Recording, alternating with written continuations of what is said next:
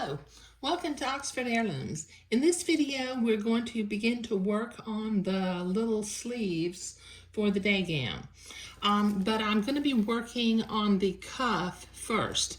So I'm going to leave my day gown sleeve pattern pinned to the fabric and work with the cuff first. Now I've got my edging lace out here, and I've got my insertion lace, and I have my entredot. Okay, I'm going to put a piece of beading in, or not beading, I'm going to put a piece of entredot on both sides of the insertion lace, and then I will gather the edging lace to it. So with my pattern piece, I'm going to need 4 pieces of entredot. So I'm making the cuff for the long sleeve, so I need the shorter distance. I'm going to make this just a little bit longer, and then I'll trim it later on. So let me cut 4 pieces of entredot. There's one.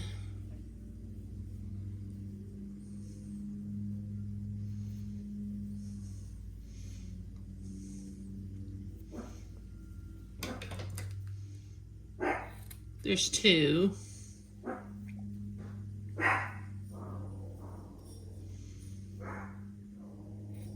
There's 3.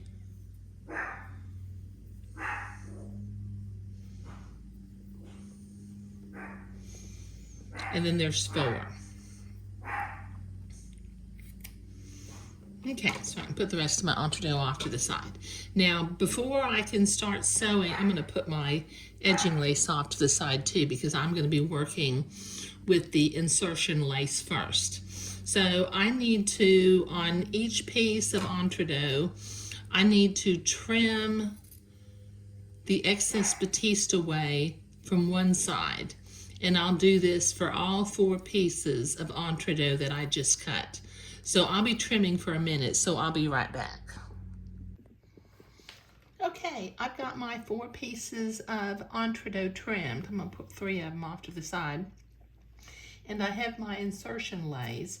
So I am ready to make 2 little strips, one for each little cuff.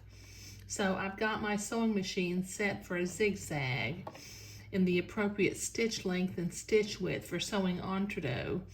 Let me check to make sure I'm going in an entredot hole, not stabbing the entredot ladder. See if I can zoom in just a little bit. And I'm going to proceed to zigzag this lace to the entredot. Just butt it up next to each other and go in the entredot hole on the left and catch the header of the lace on the right. I maybe go a little bit faster. But I'm going to sew entredot to both sides of the insertion lace.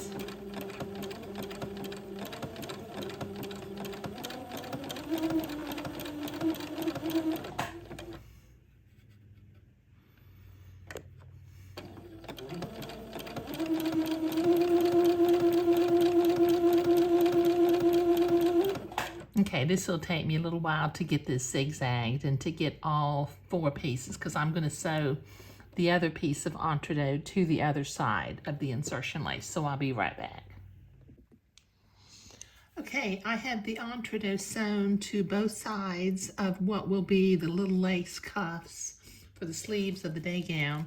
Now what I'm going to do is I'm going to go ahead and I'm going to trim this cuff until it's the length of the pattern piece. So I'm going to straighten out one side of it using my fabric cutting scissors. And then I'll lay it on the pattern piece.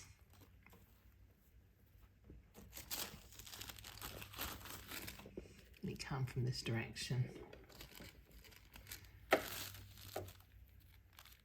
And I will cut the cuff the length that it is supposed to be. Okay, that's one. Let me trim this one.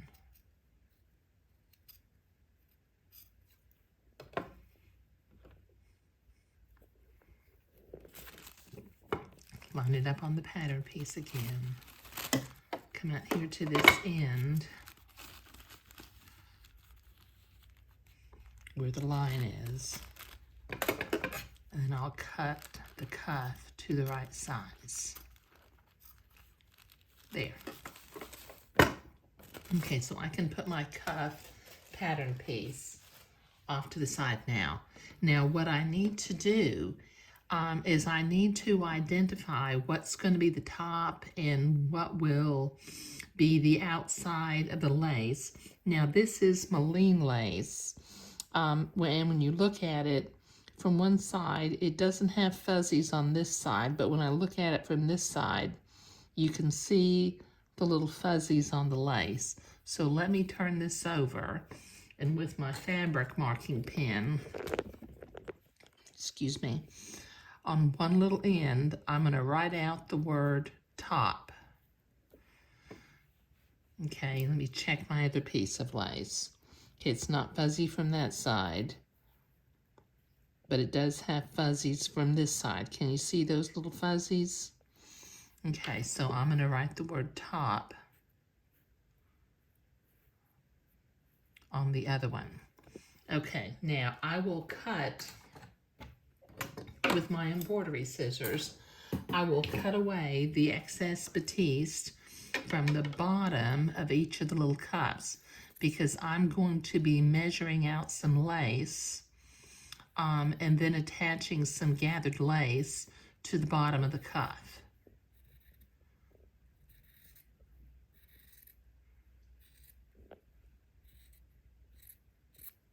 Okay, that's one.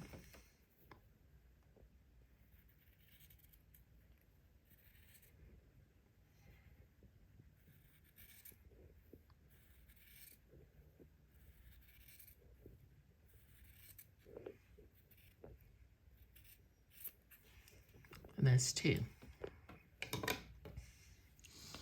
Okay, now with my edging lace, I need to measure out 2 pieces of lace that are 1.5 times the length of the cuff. Now 1.5 is the same thing as 3/2. So I'm going to measure out, let's see if I can come back just a little bit. I'm going to measure out 1 length, then I'll fold it in half, and that gives me 2/2.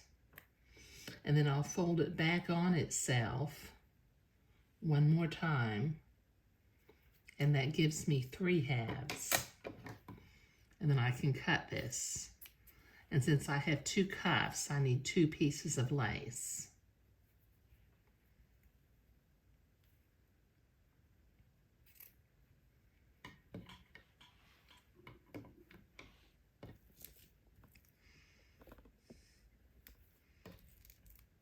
Okay, now I'm going to use a silk pin, and I'm going to grab the header thread, and I'm going to gather this lace until it's the length of the cuff. But when I attach it on, once again, this is a Malin lace, and can you see it's got fuzzies on the back of it? So I need to make sure that when I attach it, I'm attaching it the right way. So let me do 1 piece at a time. My silk pin, I'll grab a header thread. See if I can get one out of here. There we go.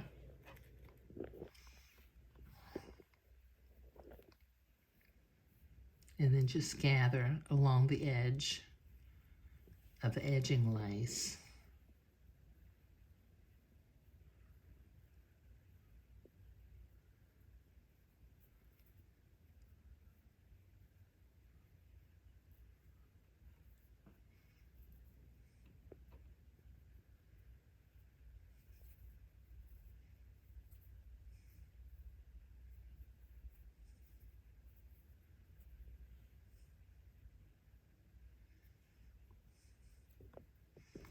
And that is, I can gather just a tiny bit more. Okay, now I got my fuzzy side down. So I'm going to bring this up. Let me just, okay, that says top and my fuzzy side is down. So I'm gonna butt my gathered lace to my little cuff, go in an entree hole to make sure I'm not stabbing the entree ladder. And then I will begin to zigzag this lace, this gathered lace to the cuff.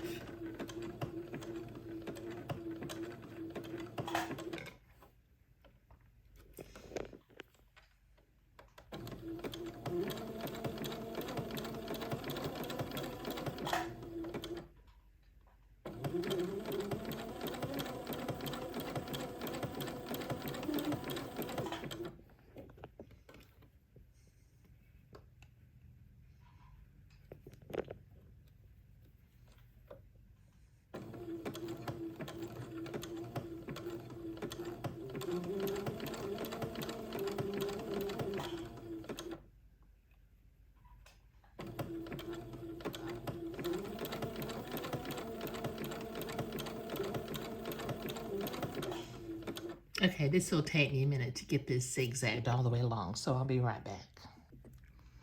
Okay, I have both of the little lace cuffs created, and I have made sure that my Moline laces are facing the right direction. I was very careful attaching both pieces of gathered lace. So this is going to make a really nice little cuff for at the bottom of the sleeve. Since I don't want this to be really frilly or have ribbons and bows on it, sometimes I do just an entree cuff, but this time I decided to do a little lace cuff instead. But in the next video, we will attach these lace cuffs to the sleeve. But in this video, let me see if I can zoom in, we were creating the two little lace cuffs. Thank you.